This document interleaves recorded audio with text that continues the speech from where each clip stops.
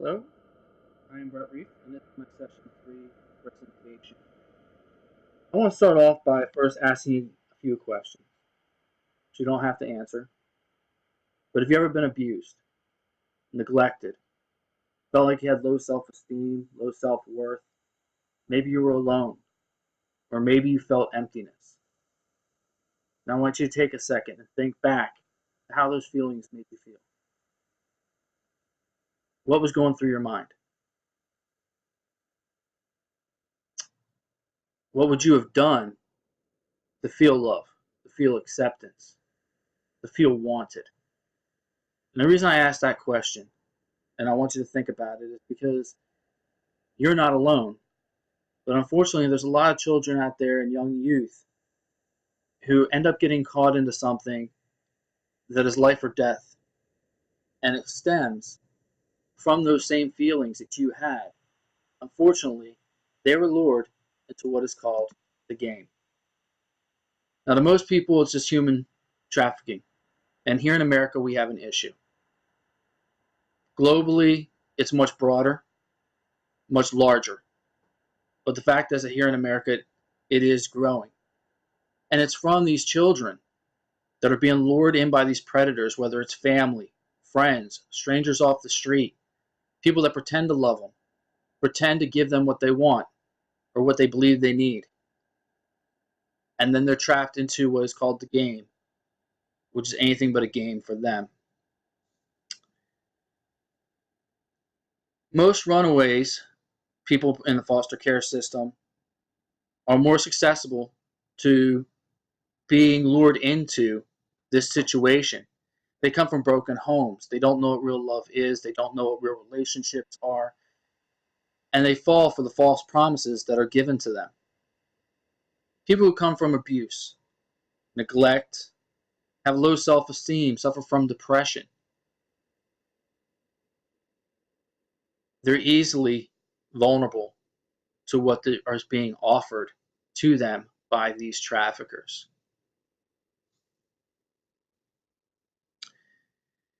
We see from the National Human Trafficking Hotline that more than 40,000 total cases of human trafficking have been reported in the hotline in the last 10 years. Now, that number is just the people that have made phone calls. Those are the people who have just reached out, the ones that have texted. They're the ones that have tried to be survivors.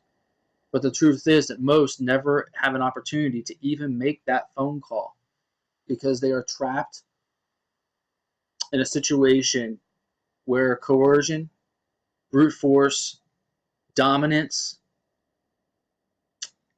all the evil that you can think of are done to these individuals to make them stay where they are, including the idea of threatening to kill the rest of their family if they talk. So when we're looking at the numbers, a lot of people think that human trafficking is just about females, and it's not. Yes, 95 to 98% are girls and boys, or girls and women. But there is a small percentage of boys that also get caught in the situation.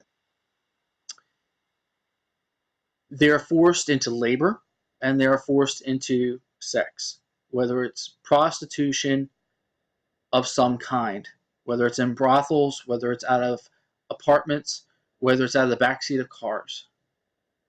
That is the major money maker for the human trafficking world, I guess you could say. What you need to realize is these children and these young individuals are victims. The average age of an individual forced into the sex trade is 12 to 14 years old. And higher money goes for the younger the child is. Think about that. We have people out there that are paying for our 6-year-olds, 7-year-olds, 8-year-olds. These children are not forced into it. They're not doing it because they want to. So you might ask why.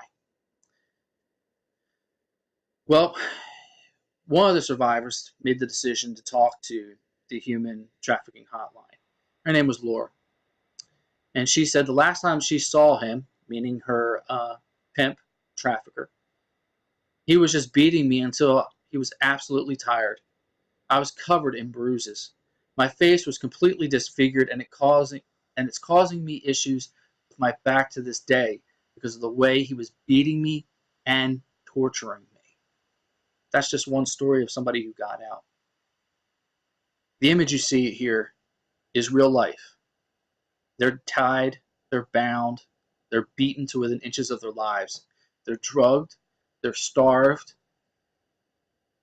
just to make $1. The other thing that they do, the traffickers, is that they tattoo or brand the girls or the boys so that they become property. Nobody else can touch them. Debbie spoke with ABC News about her experience. And as we see here, she was kept in a dog cage or a dog kennel for 40 days. During that time, she was forced to sleep with at least 50 men, and that didn't include the ones that were gang raping her on a regular basis. That's less than 2 months. And she slept with well over, or was forced to have sex with over 50 men. So why are the traffickers doing it? What's the benefit to them? Well, human trafficking here in America is roughly a $32 billion business. $32 billion. The only things that organized crime does that it makes more money is sell drugs and guns. And here's the thing. Gangs, we're finding out, are now turning away from guns and drugs. Why? Because the demand for our children is so high and the product never runs out. There's no overhead. They just go sweep somebody off the street and go deliver them to somebody, and that's it. They collect their money and they go home. And they can just keep using them and using them and using them until they're dead or they escape. And when they escape, they just go get one more. Another reason that we're seeing organized crime turn to this is because they can't track it. The police have difficulty. All they can do is look at the internet, pages like Backpage and Craigslist, for hits that sound right, posts that sound right, that may actually lead to where one of these girls may be, or where one of these organizations may be. But even then, it's not a guarantee. So what are we doing for it as Americans? Well, over the past 20, 30 years especially, a lot of nonprofits have built up, and they're putting pressure on the states and the country as a federal government to put a stop to this. They've mandated that states go through basically a credit check where they have to meet guidelines on an annual basis, such as prosecution of traffickers, the awareness that they're bringing to the people within their state, and how they're helping the welfare of the victims that do survive. And every year our states are rated on that. They've also changed legislation within the state to better prosecute people who are trafficking. They also have moved all the way up to the federal government and done the same thing, trying to get them to pass down laws to make this a more difficult crime to get out of, so that the victims are actually treated like victims and not prostitutes. Because the fact is that under the age of 18, you're a minor. But as of this point, the traffickers and the Johns are not being prosecuted as such.